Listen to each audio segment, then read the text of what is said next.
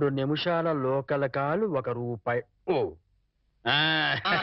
ఏమయ్యా 3 నిమిషాలు ఫోన్ మాట్లాడితే ఎంత? జస్ట్ ₹1 బోర్డులో రాస్తుంది కదా సార్. ఆ బోర్డులో ఉన్న మ్యాటర్ కమిటీ ఏంటో కదా. కమిటీ ఏముంటారు, తేడా ఏం రాదు కదా. రాదు. సరే నేను ఫోన్ తీసి హలో అనగానే టైం ఎంత అయిందో చెప్పాలి. అలాగే అర్థమైందా? రింగ్ అవుతుంది. హలో. అది 1 నిమిషం. ఎవరు? సుబ్బారావా? నేను స్వామిని. అదేనయ్యా, మా అమ్మాయికి పెళ్లి సంబంధం చూడమని చెప్పాను కదా. చూసావా? ఏంటి కుర్రాడు ఎస్టీడీ బూత్ నడుతుంటాడా? చిచ్చి, ఆఫ్టర్ ఆల్ నా కూతురుని ఎస్టీడీ బూత్ నడుపుకునే అడిగిస్తానా? నెవర్. సిగ్గు లేదు. పెట్టేస్తాను. పెట్టాయి. ఏమంతా? 12 నిమిషాలు. అంటే ఎంతసేపు మాట్లాడాను? 1 నిమిషం. ఇదిగో. ఇదేంటిది ₹10 నేను ఎంతసేపు మాట్లాడాను? 1 నిమిషం. 3 నిమిషాలు ఫోన్ మాట్లాడితే ఎంత? ₹1. 3 నిమిషాల్లో 1 నిమిషం అంటే ఎన్నో వంతు? 3వ వంతు. రూపాయిలో 3వ వంతు ఎంత? 33 పైసలు. నేను ఎంత ఇచ్చాను? ₹10. అంటే ధర్మగుణము విశాల హృదయం ఉన్నవాడిని కాబట్టి 17 పైసలు ఎక్కువ ఇచ్చాను. అర్థమైందా? సార్ 3 నిమిషాల కాలు ₹1 అని బోర్డులో ఉంది కదా సార్. అదంతా నాకు అనవసరం అయ్యా. 3 నిమిషములు గాని అంతకు లోపు గాని ఎంతసేపు మాట్లాడినాను రూపాయి తప్పనిసరిగా ఇవ్వలేను అని నువ్వు బోర్డు పెట్టుకోవాలి. పెట్టలేదు కాబట్టి అంతే. సార్ మరి మీరు డెప్త్కి వెళ్ళిపోతున్నారండి. నేనంతే, మా అమ్మాయి కూడా అంతే. చాలా డెప్త్కి వెళ్ళిపోతుంటాం. Hello STD booth.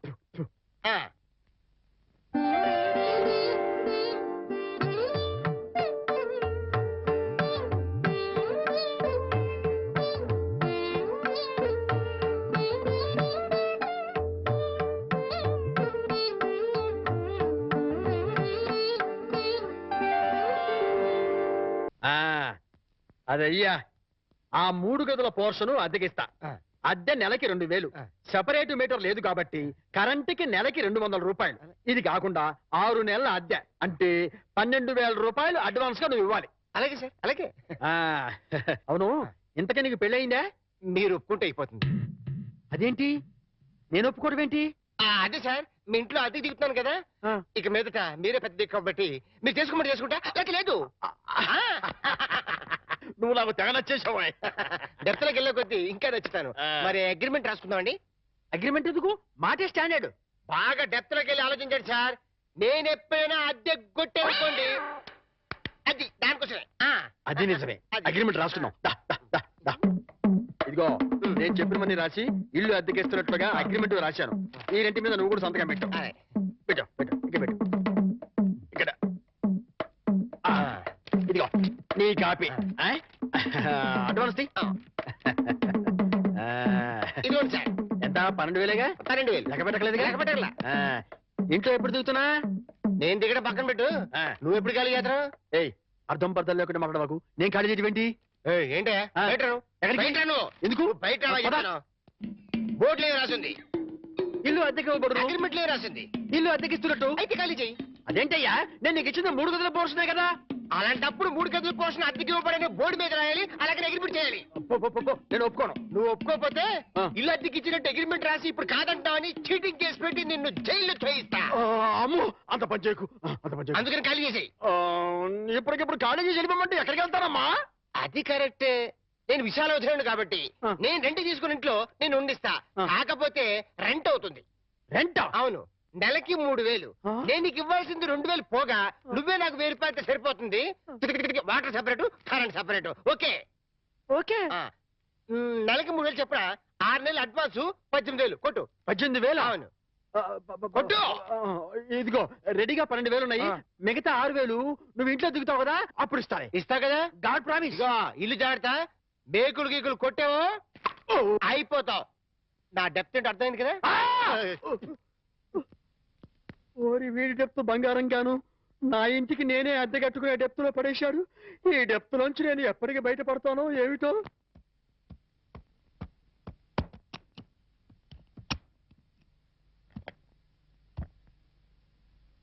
ఏంటి మేకప్ లొకేషన్ లోనా? మీరు రావాల్సిన అవసరం లేదమ్మా. ఈ ప్రోగ్రామ్ కి కొత్త హీరోయిన్ పెట్టారు. అవునమ్మా, మమ్మల్ని ఆవిడ దగ్గరికి వెళ్ళమని ప్రకాష్ గారు చెప్పారు. వాట్? నా బదులు కొత్త హీరోయిన్ పెట్టారా? ఎగ్జాక్ట్లీ. ఆ మేకప్ అవుట్ మీరు వెళ్ళొచ్చు. వెళ్ళండి. Come on, hurry up. Prakash, అది కాదు ప్రకాష్, ఇది చాలా అన్యాయం. No, not at all. నీ ఎంట్రీతో నీ ముందు హీరోయిన్ అవుట్. ఇప్పుడు నువ్వు ఈ లైన్ లో ప్రతి వాళ్ళకి తప్పని పరిస్థితి ఇది. మార్కెట్ ని బట్టి మనం ఫాలో అయిపోవాలి. ఎక్కడ క్రేజ్ ఉంటుందో అక్కడ పోయిట్రీ ఉంటుంది. నువ్వు చాలా స్వార్థపరుడివి. No, hey, I'm a businessman. నేను స్వార్థపరుణ్ణైతే ఇంత అందం అందుబాటులో ఉన్నా ఏనాడు నిన్ను కనీసం టచ్ కూడా చేయలేదు. కానీ నువ్వు సంపాదించుకున్న ప్రాపర్టీలో సింగిల్ ఎంపీ కూడా నేను ఆశపడలేదు. So I'm clean. I'm not a selfish man. I'm a పక్కా బిజినెస్ మ్యాన్. ఇన్నాళ్ళు కష్టపడ్డావు, ఇంకా రెస్ట్ తీసుకో. Okay? Oh my God, shooting time అయింది. Bye, take it easy.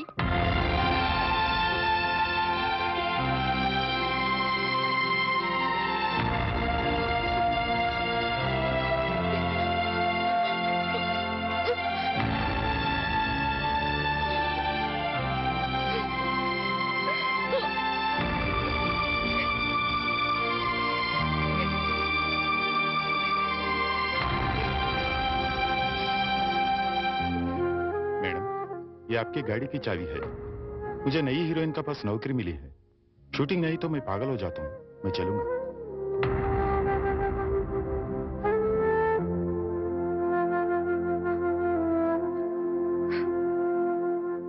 Sita, ఏంటండి? మామయ్య, మనందరం కలిసి నార్త్ ఇండియా టూర్కి వెళ్తున్నాం. మేమెందుకయ్యా, మీరు వెళ్ళండి. అదేం కుదరదు. ఎక్కడికి వెళ్ళినా అందరం కలిసే వెళ్ళాలి. అది కాదయ్యా, నాకు వేరే పనులున్నాయి. అందుకని బాబుని తీసుకుని మీరు సరదాగా వెళ్ళరండి. ఏమంటావే?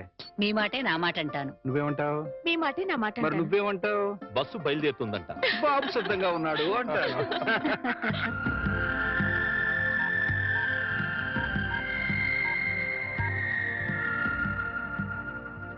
Hi Rita. హాయ్ వాణి. ప్రకాష్ నన్ను తీసేసి కొత్త హీరోయిన్ పెట్టుకున్నాడు. ఇది మామూలే. ఇది మామూలేనా? ఆ, ఏమిటో ఒక్కసారిగా ఒంటరిదాన్ని అయిపోయాను. పిచ్చి బోర్గా ఉంది. మా ఇంటికి రావా? సారీ వాణి, నాకు వేరే పనుంది. It's all right.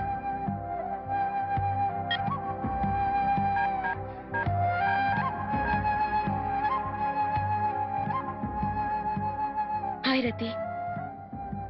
हाँ, मैं बिल्कुल अकेली हूँ. आज शूटिंग भी नहीं. मुझे बहुत बोर लगती है. तो मेरे घर आओ ना. क्या नहीं आ सकती हो? ओह, शूटिंग जा रही हूँ. अच्छी बात.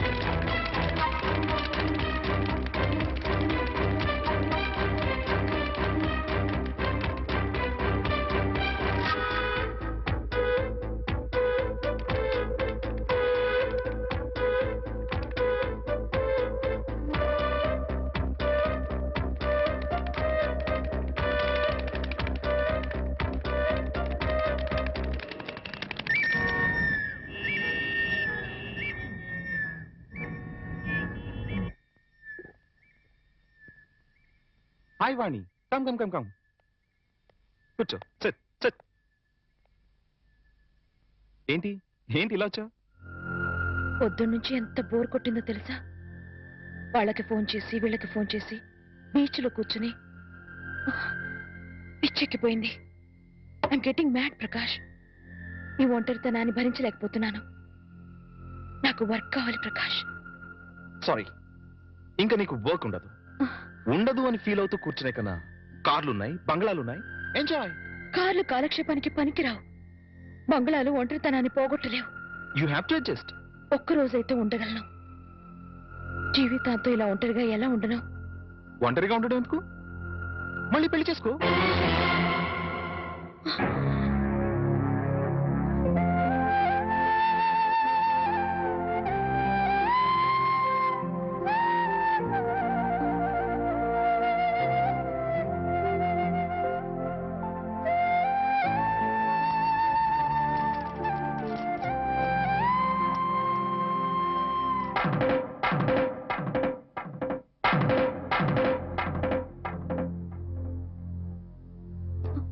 పొద్దునుంచి అత్తయ్య మామయ్య కనిపించడం లేదు. ఎక్కడికి వెళ్ళారు?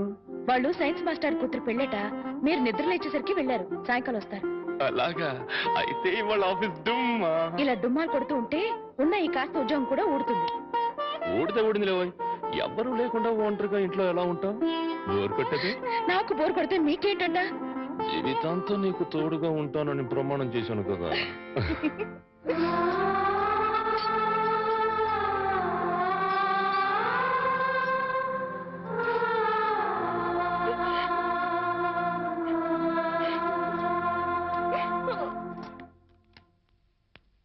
గురుజీ ఉత్తరం రాసి పెట్టండి.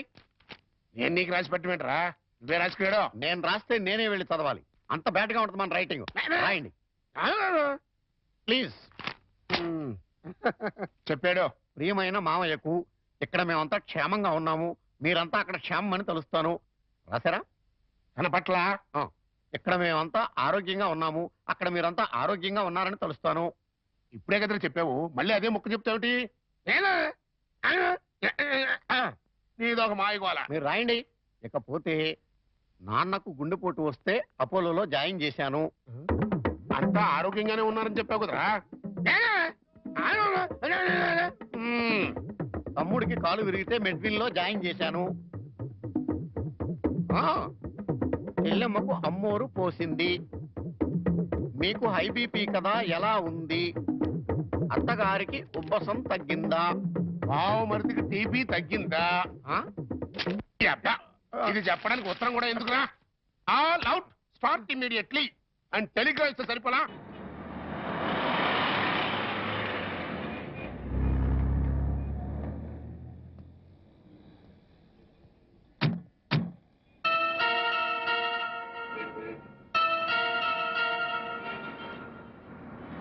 మీరు ఆఫీస్లో ఉండండి, నేను ఇప్పుడు వచ్చేస్తాను. అలాగే సార్, ఉంటాను. వాణి, అంకుల్ మీరు ఇక్కడ? ఆఫీస్ పని మీద బొంబాయి వచ్చాను. సడన్ గా నువ్వు ఇక్కడ కనిపిస్తే అంతా బాగున్నారా? ఇంకా బతికే ఉన్నారమ్మా.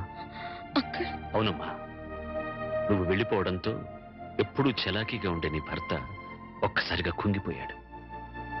నలుగురు పెళ్ళాం లేచిపోయిందని గేలి చేస్తుంటే ఆ బాధను మనసులో దాచుకోలేక, బయటికి కక్కలేక నరక యాతన అనుభవించాడు.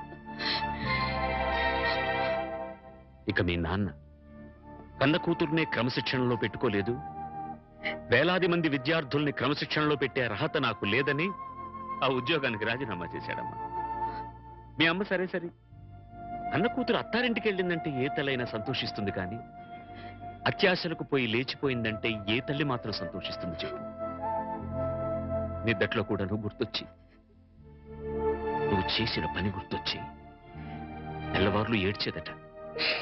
ఇక నీ బిడ్డ, వాడు ఆకలితో ఏడుస్తున్నాడు, అమ్మ కోసం ఏడుస్తున్నాడు, వాడు చెప్పలేడు, అవతల వాళ్ళకి అర్థం కాదు కదమ్మా.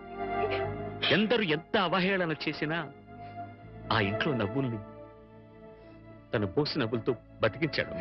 తన బోసి నవ్వులతో బతికించాడు. నేను తప్పు చేశాను అంకుల్, చెయ్యరాని తప్పు చేశాను, నన్ను క్షమించండి అంకుల్.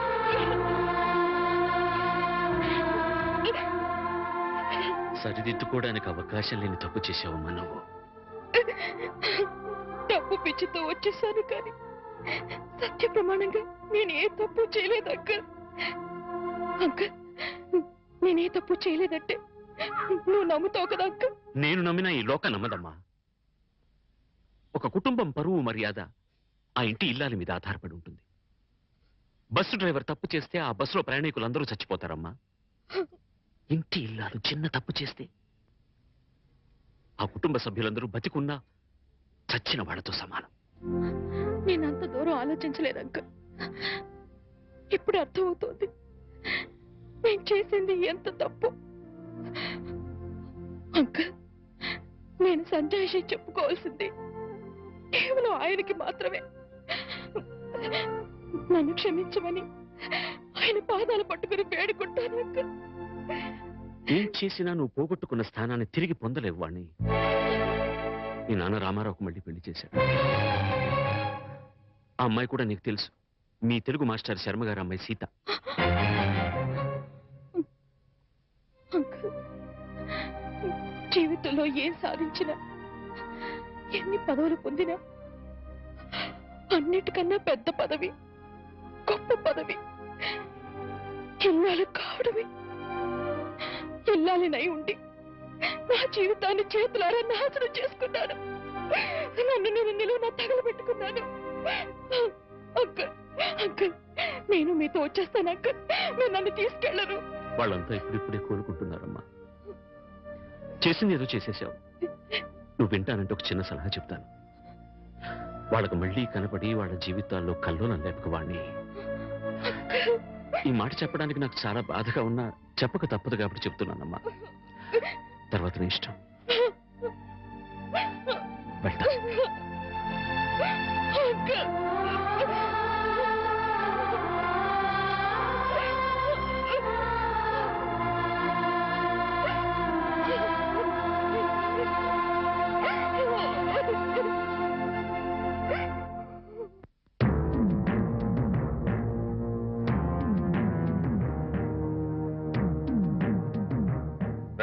ఇంట్లో అద్దెకుంటు నువ్వేనా? నేను అద్దెకుంటలేదు, నేను ఇంటి ఓనండి. నువ్వే ఓనర్ మరి గ్యారంటీ ఏంటి? నీకు ప్రూఫ్ కావాలా? అవును, నాతో రా.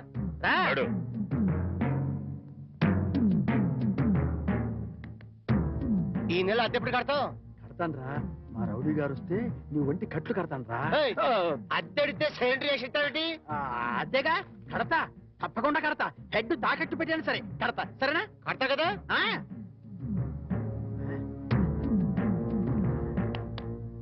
అద్దె కదా కడతాలేవయ్యా. వచ్చేసావా? అబ్బా, నన్ను కొడతావేందయ్యా? ఇల్లు ఖాళీ చేయనందుకు. ఖాళీ చేసిన నేను కదయ్యా, వాడు నేను ఓనర్ని. ఓనర్ ఎవరు, అద్దె కొనది ఎవరో తెలియదా?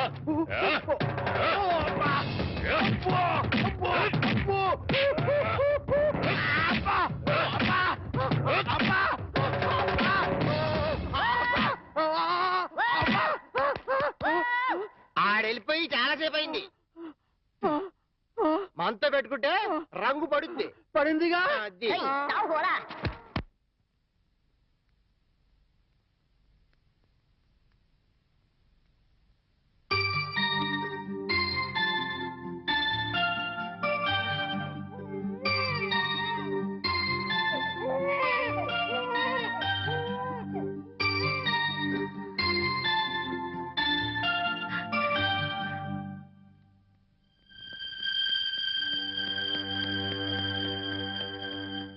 తాతయ్య మీకోసం ఎవరు వచ్చారు?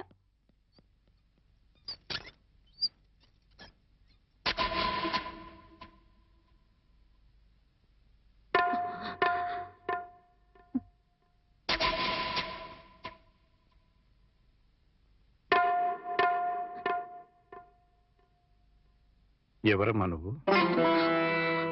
చెప్పమ్మా, ఎవరు నువ్వు? నువ్వెవరో నాకైతే తెలీదు. ఒకవేళ మా ఆవిడికి ఎవరో తెలుసేమో. ఒక్కసారి పిలుస్తానుండమ్మా. పూర్ణ, పూర్ణ.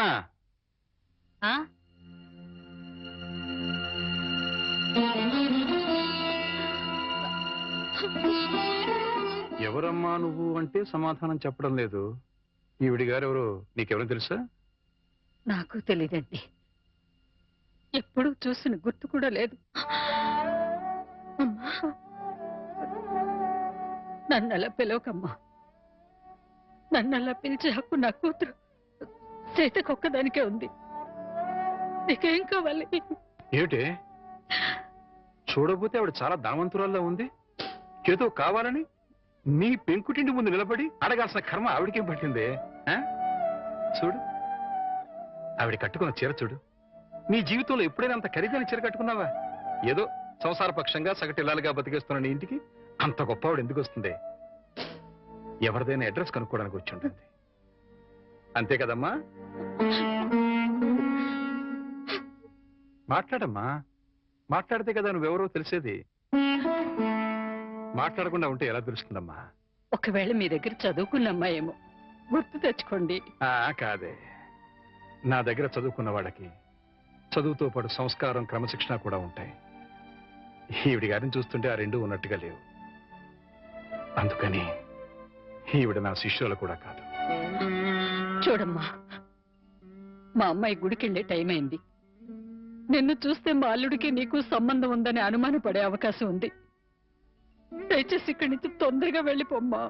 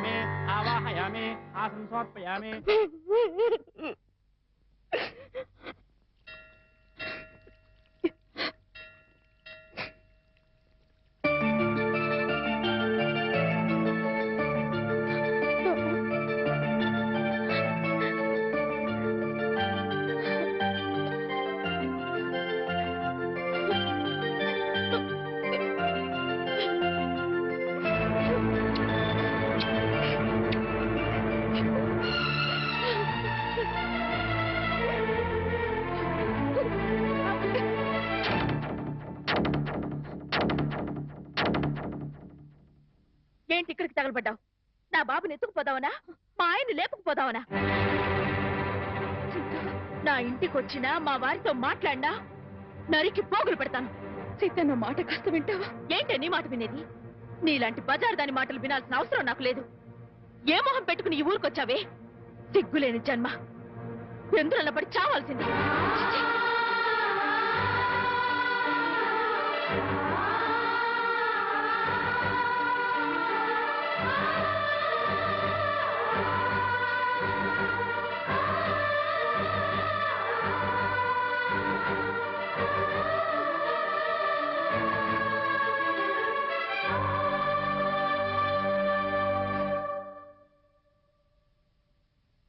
వాణి, వాణి,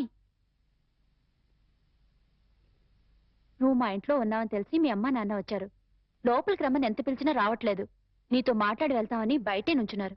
నువ్వు వెళ్ళి మాట్లాడిరా.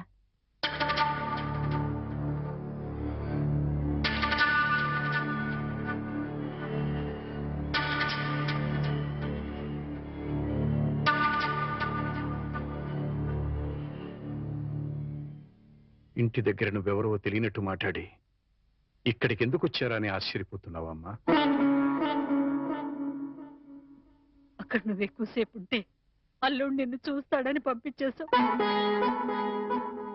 అమ్మా, ఈ ముసలి తల్లిదండ్రుల మీద, భర్త మీద నీ కక్ష తీరలేదా?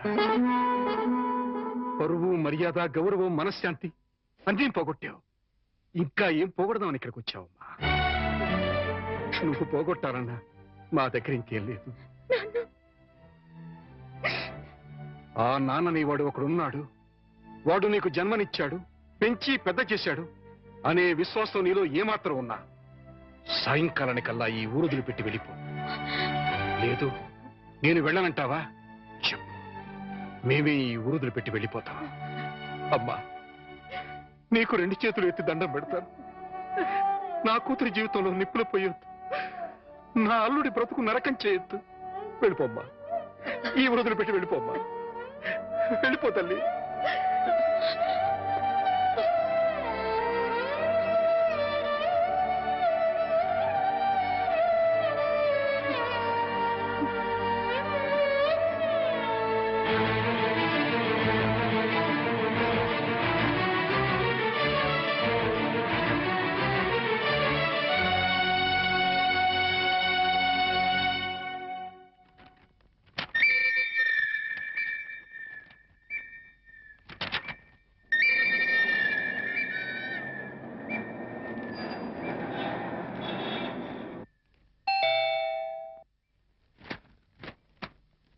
ఎవరు? ఏంటి, బాణి వచ్చిందా? వచ్చింది. ఏ మొహం పెట్టుకుని తిరిగి వచ్చావని చెడామడ తిట్టి పారేశాను. అంతేకాదు, ఏం మహాతల్లి మా ఆయన లేపుకుపోదామని వచ్చావా అని అడగాల్సిన 4 మాటలు అడిగి దులిపి పారేశాను. సరే సరే, అసలు ఎందుకు వచ్చిందో అడిగావా? ఆవిడ గారు ఎందుకొస్తే మాత్రం నాకెందుకని అడగలేదు. నీకు బుద్ధుందా? ఎన్నేళ్ల తర్వాత వచ్చిందంటే పాపం ఏదో కష్టం ఉంటే వచ్చుంటుంది. ఎందుకు వచ్చిందో, ఏ పని మీద వచ్చిందో కనుక్కోకుండా పంపించేస్తావా? ఇది మరీ బాగుంది. మధ్య నా మీద వస్తారేమిటి? సరే, బాణి వచ్చిన విషయం నాకెందుకు చెప్పలేదు? నేనే చెప్పొద్దన్నాను బాబు. అది మళ్ళీ నీ కంటపడితే గతం నీకు గుర్తుకొస్తుందని, ప్రశాంతంగా ఉన్న నీ మనసు మళ్ళీ పాడైపోతుందని నేనే చెప్పొద్దన్నానయ్యా. మామయ్య, పోనీ వాణి ఎక్కడుందో తెలుసా? మా ఇంట్లో ఉంది. ఇంతకు మునిపే మా ఇంటికి వచ్చింది. ఎప్పుడు కళకళలాడుతుండే ఆ మొహంలో కళకాంతులు లేవు.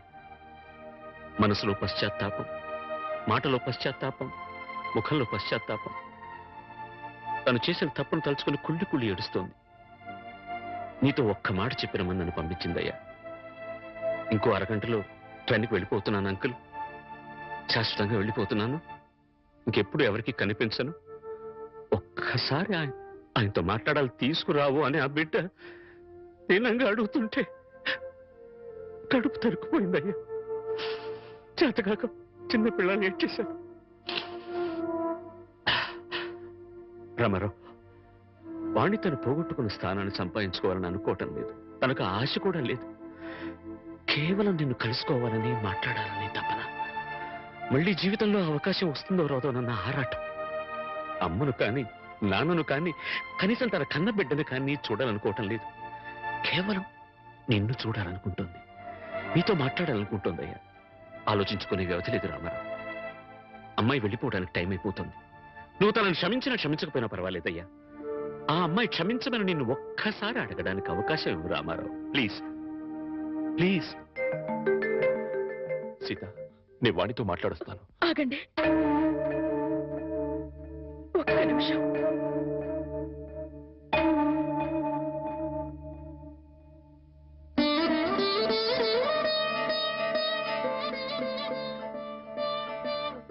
ఆడవాళ్ళు ఎవరొచ్చినా పసుపు కుంకుమ పెట్టి పంపడం ఈ ఇంటి ఆనవాయితీ. ఆవిడ మీకు చేసిన ద్రోహం గుర్తొచ్చి కడుపు మండి తిట్టొచ్చాను. ఈ చీర పెట్టి వీడుకోలు చెప్పిరండి.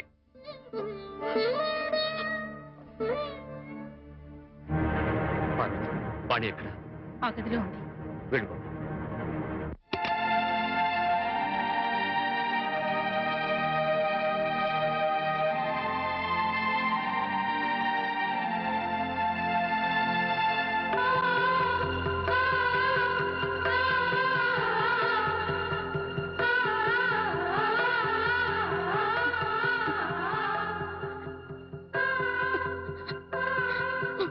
వాణి, బాగున్నావా?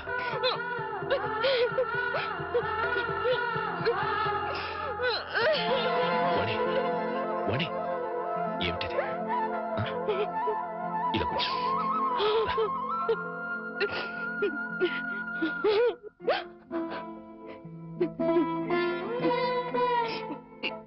ఏమండి, మీతో ఎంతో మాట్లాడాలని ఉందండి, కానీ ఇప్పుడు నాకు టైం లేదు. నేను చెడిపోలేదండి, ఒట్టండి. ఎవరు నమ్మినా నమ్మకపోయినా నాకు అనవసరం.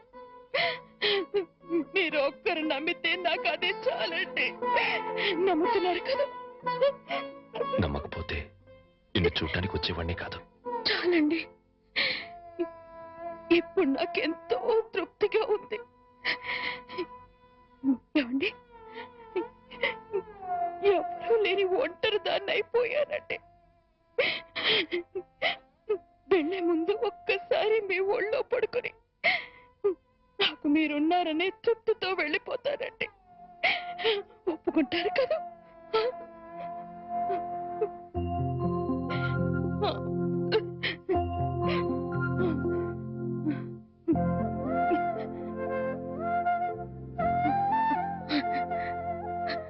వాణి, ఇంటికి వెళ్దాం పద. లేచిపోయిందని నిందలు వేసిన అవేమీ పట్టించుకోకుండా మళ్ళీ నన్ను మీ జీవితంలోకి ఆహ్వానించే పెద్ద మనసు మీకున్నా వచ్చే అర్హత నాకు లేదండి. కార్లు, బంగ్లాలు, నగలు, కోట్లు కావాలన్న పిచ్చిలో వాటన్నిటినీ మించిన మిమ్మల్ని వదిలి వెళ్ళిపోయానండి. నా జీవితాన్ని నేనే నాశనం చేసుకుంటాను.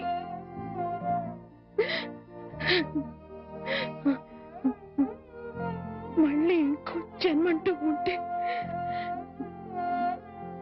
మీ భారీగానే పుడతానండి. ఆ జన్మలోనైనా అందరూ మెచ్చుకునే భార్యగా జీవితాంతం మీతో కలిసి జీవించాలని కోరుకుంటున్నానండి. ఇక హాయిగా వెళ్ళిపోతానండి.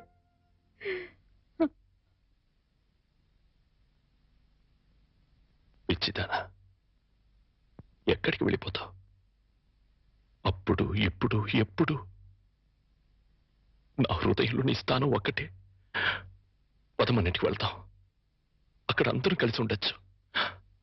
సీత నేను ఒప్పిస్తాను అన్నట్టు సీత నీకు చీర పంపించింది. ఇదిగో చూడు వాణి, సీత నీకు చీర పంపించింది వాణి. వాణి వాణి వాణి